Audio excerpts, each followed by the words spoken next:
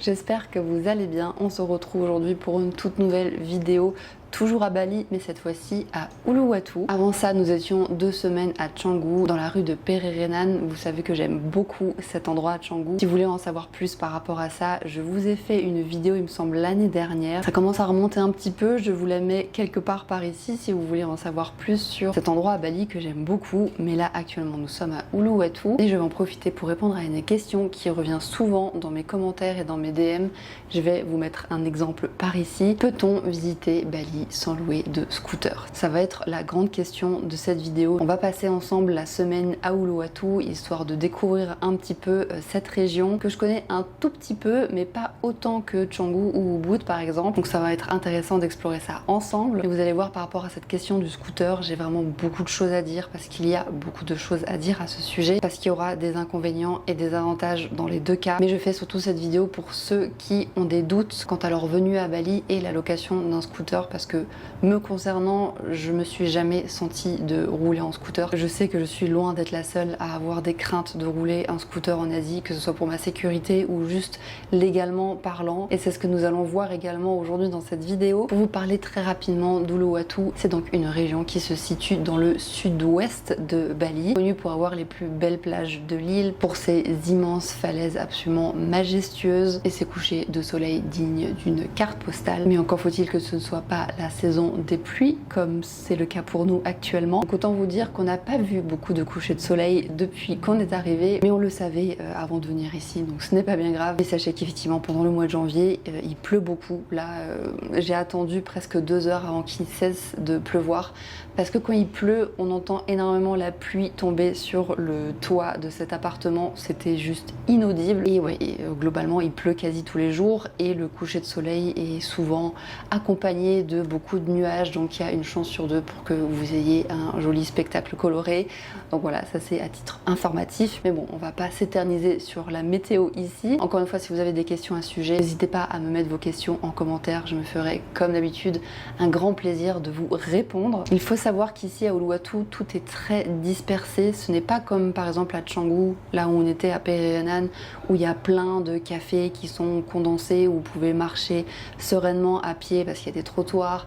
La plage est accessible à pied également, enfin en tout cas là où on loge à chaque fois, tout est vraiment très facilement accessible à pied, tout est bien condensé et ça c'est plutôt pratique. Mais ici à Uluwatu les choses sont différentes. Il faut savoir qu'ici la région est très vallonnée, il y a des tournants très dangereux sans trottoir, et autant vous dire que à beaucoup d'endroits quand 2 voitures passent il n'y a plus beaucoup de place pour des piétons et on en paye un petit peu le prix en ce moment, car oui, pour ce passage à Bali nous avons fait le choix de ne pas louer de scooter pour la toute première fois. Généralement on loue toujours un scooter, que ce soit à Canggu ou à Uluwatu, et cette fois-ci nous avons fait le choix de voir à quoi peut ressembler un séjour à Bali sans aucune location de scooter. Nous avons donc mis en place une stratégie simple: louer nos logements au cœur de nos centres d'intérêt et utiliser l'application Grab pour prendre un mototaxi dès que nécessaire, que ce soit pour aller faire nos courses, pour visiter un endroit, pour aller à une plage, pour aller à un café. Si à pied c'est trop loin ou impossible, on loue chacun notre petit mototaxi et nous allons voir ensemble dans cette vidéo si cette solution est viable. Et si vous posez la question de pourquoi, la raison est assez simple: on adore marcher et on était simplement curieux et je m'étais dit que j'allais vous partager ça en vidéo. Voilà, tout simplement. Généralement quand on loue un scooter, que ce soit à Bali ou à Koh Samui par exemple, c'est tout simplement pour se faciliter la vie, parce que c'est notamment comme ça que les locaux se déplacent, mais sans trop soucier des règles, de notre sécurité, à ne pas mettre le casque une fois sur 2 et à espérer que la police ne vous contrôle pas lors du prochain croisement. C'est pour ça que récemment j'avais fait faire mon permis de conduire international qui se présente comme ceci. Personnellement je savais pas du tout que c'était carrément un espèce d'énorme bloc-notes avec plein de pages dans toutes les langues, et à la toute fin vous avez vos coordonnées. Bon là j'essaie de vous montrer des choses sans que ce soit trop des infos sensibles, et là cette page là ce sont mes infos personnelles avec ma photo en couleur derrière, et ici vous avez les permis que vous avez passés en France qui sont ensuite retranscrits sur votre permis international. Et je pensais en toute honnêteté que ce permis international allait me permettre de pouvoir rouler par exemple à Bali un scooter en toute sérénité, mais pas du tout. puisque en faisant quelques recherches, je me suis rendu compte qu'il fallait normalement le permis moto sur votre permis de conduire français pour que ce soit ensuite considéré comme un permis viable ici à Bali. Donc voilà, si vous voulez louer un scooter et que vous faites contrôler et que vous n'avez pas le tampon sur le permis A1, oui je crois que c'est ça, vous ne pouvez normalement pas conduire et vous allez recevoir une amende même si vous avez un permis international. Attendez, il y a un hélicoptère qui passe.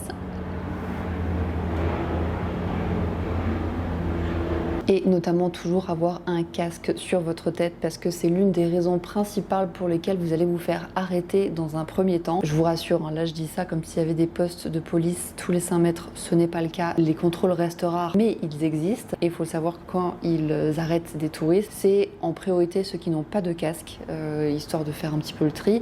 Et une fois qu'ils vous arrêtent pour vous dire que vous n'avez pas le casque, ils vont vous demander votre permis et c'est là qu'ils vont se rendre compte que vous n'avez pas le bon permis. Et bref, ça va être une amende avec un montant au bon vouloir du policier. Donc la meilleure des astuces, c'est de ne pas avoir non plus des millions de roupies sur vous. Ayez genre 200, 300 000 roupies sur vous et si du coup, admettons, ils vous demandent de payer une amende, vous dites que vous n'avez pas plus que ça. Mais sachez que ne pas avoir de roupies tout court sur vous n'empêche pas de devoir payer une amende puisqu'il risque de vous demander d'aller à un ATM avec lui pour retirer de l'argent devant lui. Donc sachez que ne pas avoir d'argent sur soi ne veut pas dire que vous n'allez pas payer d'amende. L'une des stratégies que certains font, c'est de carrément demander aux policiers d'aller au poste de police pour avoir la réelle somme de l'amende en question. Et là, très souvent, ils vont juste dire « Ok, donne-moi ce que tu as, puis on va pas aller plus loin ». Je pense qu'à ce stade de la vidéo, je vous ai assez parlé en intérieur. Nous allons dorénavant tester la réalité du terrain dans la suite de cette vidéo. Là, pour vous donner un peu de contexte, nous sommes mardi et je vous emmène avec moi tout au long de cette semaine et j'espère que cette vidéo vous sera utile pour vous organiser lors de votre prochain voyage à Bali. Et voilà, j'espère simplement que cette vidéo va vous plaire. C'est en ce lendemain matin qu'on se retrouve en direction du petit déjeuner. Hier, malheureusement, je n'ai pas pu filmer parce que j'ai été attrapée par une quantité de taf assez monumentale et c'était pas prévu. Mais aujourd'hui, ça devrait aller un petit peu mieux. Et là, comme vous pouvez le voir et très certainement l'entendre, je suis actuellement au bord de la route et vous allez très vite constater qu'il n'y a pas de trottoir. Nous sommes dans une zone d'Uluwatu avec beaucoup de restaurants, salles de sport, boutiques de vêtements, etc. Mais il n'y a rien pour les piétons. Si vous demandiez à quoi ressemblaient les bordures de route, c'est à peu près ça partout. Les choses sont vraiment pensées pour pouvoir se mouvoir en scooter, mais pour les piétons, c'est un peu dangereux. Notre spot de ce matin se trouve à seulement 1 km à pied. Du coup, nous allons y aller en marchant. On prend très rarement des mototaxis pour si peu de distance, sauf si la route est vraiment compliquée et qu'on voit que ça va être dangereux ou s'il y a beaucoup de chiens, parce qu'il nous est déjà arrivé de nous faire un petit peu niaquer à la cheville. Depuis, on a un petit peu peur, je ne vais pas vous mentir. Donc voilà, c'est les deux raisons qui font que pour des petites distances, on prend le mototaxi. Voilà, sur ce, je vais me concentrer sur la route parce que sinon ça va le faire.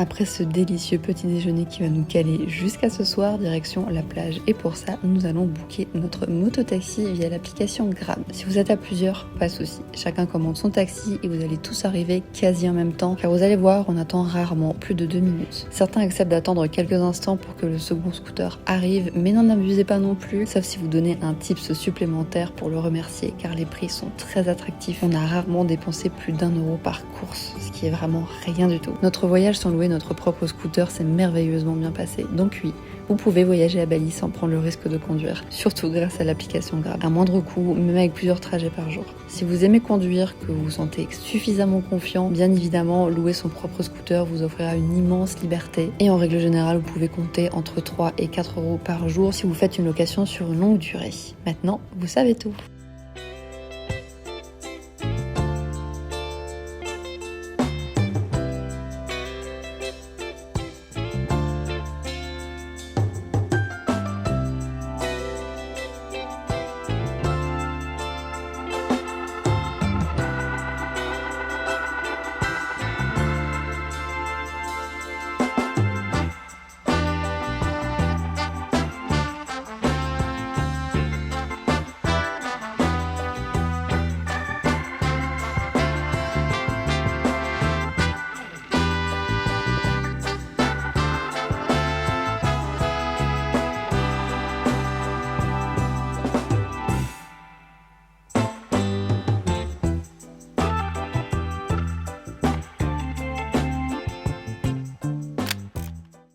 On se retrouve le lendemain matin, enfin pour tout vous dire, il est actuellement midi et je me suis dit que ce serait sympa de vous parler dans un joli cadre. Je suis actuellement dans un très beau café-restaurant et je suis en train de boire mon petit jus détox. J'ai de la chance parce que pour le coup, il n'y a personne. La musique est assez basse parce que j'avoue que ça me gênait un petit peu de parler en face caméra si le restaurant était plein. On va en profiter et discuter, vous et moi, d'Uluwatu parce que je n'ai pas juste envie de parler de scooter dans cette vidéo. On va commencer par la raison numéro 1 de pourquoi les touristes viennent à Uluwatu, puisqu'il s'agit tout simplement du temple Puraluhur Uluwatu. Personnellement, j'en garde un souvenir absolument extraordinaire. J'y étais en 2017 lors de mon tout premier voyage à Bali. On y a été pour voir le coucher de soleil et malgré le monde qu'il y avait et malgré la fatigue dont je me souviens ce jour-là, c'est vraiment l'une des images de Bali qui me restera marqué à tout jamais parce que c'était en effet absolument extraordinaire. Le temple est magnifique et vous avez également, je crois, tous les soirs un spectacle une fois la nuit tombée où vous pouvez assister à des danses ancestrales et c'est vraiment très très beau à regarder. La seule raison de pourquoi je n'y suis jamais retournée depuis, c'est que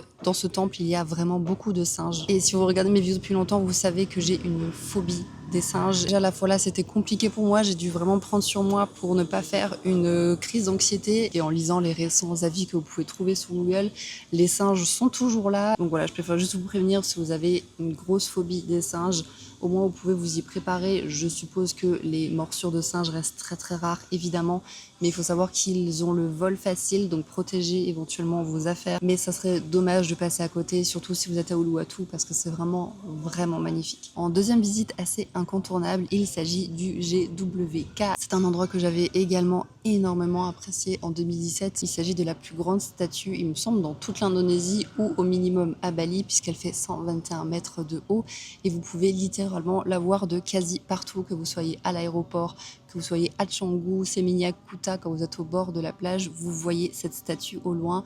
Elle est vraiment impressionnante et vue de proche, elle est absolument magnifique. Et le site en lui-même est vraiment très beau. Vous pouvez à cet endroit également assister à des danses balinaises traditionnelles. Donc voilà, je trouve que ça fait une chouette sortie. Ensuite, forcément, je ne peux pas citer Uluwatu sans vous parler des merveilleuses plages que vous pouvez trouver ici. Uluwatu est d'ailleurs connu pour ça, c'est là que vous pouvez trouver les plus jolies plages sur Bali. On est en effet loin des plages de sable noir que vous pouvez retrouver notamment à Canggu. C'est beaucoup plus propice pour se baigner et lézarder sur un transat. Donc voilà, si vous êtes adepte de ça, Uluwatu va vous combler. Je vous partagerai bien sûr une map interactive que vous pouvez retrouver dans la barre d'infos. Sur cette map, il n'y a pas que des plages, il y a également les salles de sport que je suggère, les cafés, les restaurants, les logements dans lesquels nous avons déjà logé.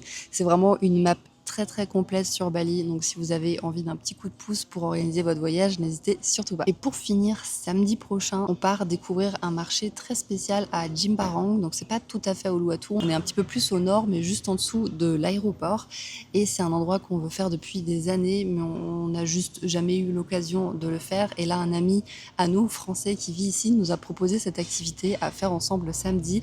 Donc c'est ce que nous allons faire, nous l'avons prévu et samedi c'est dans 2 jours. Donc j'ai très très hâte de ça et plutôt que de vous en parler en face caméra vu que je n'ai pas encore testé l'expérience, je vous laisserai découvrir les images de notre week-end. Moi sur ce je vais siroter tranquillement mon petit jus détox et travailler puisque je suis actuellement accompagnée de mon ordinateur. Le restant de ma journée va essentiellement se reposer sur moi qui travaille devant un ordinateur et un peu plus tard j'irai également à la salle de sport et quoi qu'il en soit, nous on se retrouvera ce week-end.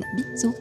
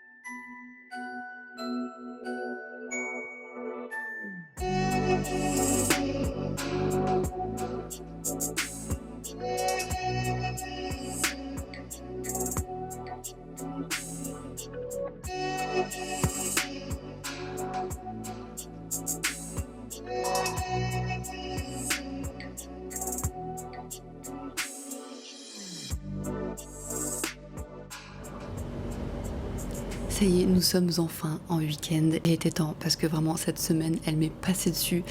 On a quand même pu profiter d'Uluwatu un minimum, mais il y avait vraiment beaucoup de travail. Donc là j'ai juste tellement hâte de pouvoir sortir, explorer un petit peu les alentours et profiter mine de rien de notre dernière journée pleine ici à Bali, puisque demain nous partons. Je vais pas vous parler très longtemps en face caméra puisque nous allons devoir prendre notre taxi en direction de la première activité de la journée. Il s'agit tout simplement d'un fish market assez connu et nous avons rendez-vous avec notre ami sur place. Et après ça, j'avoue que je sais pas encore trop à quoi va ressembler la journée. On va peut-être aller soit au bord de la mer, soit dans une piscine. Ça va être un peu freestyle, mais j'ai juste très hâte de relâcher la pression de la semaine et de pouvoir profiter de cette dernière journée. Nous avons le soleil pour l'instant, donc on va croiser les doigts pour que ça reste comme ça. Allez, c'est parti, bisous.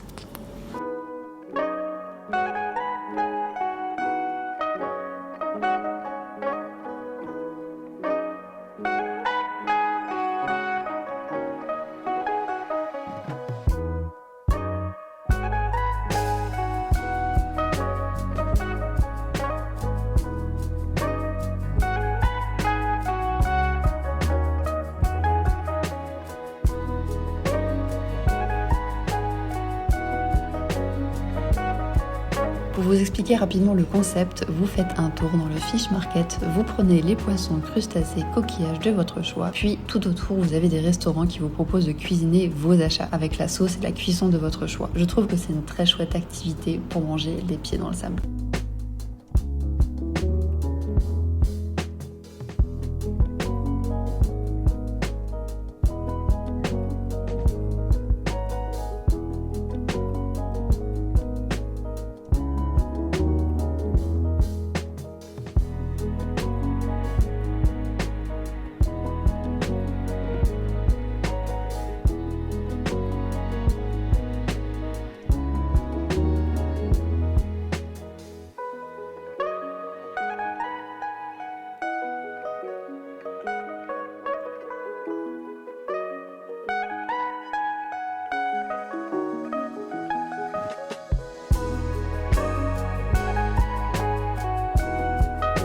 Après ça, nous avons profité pendant des heures de la piscine commune de notre Airbnb.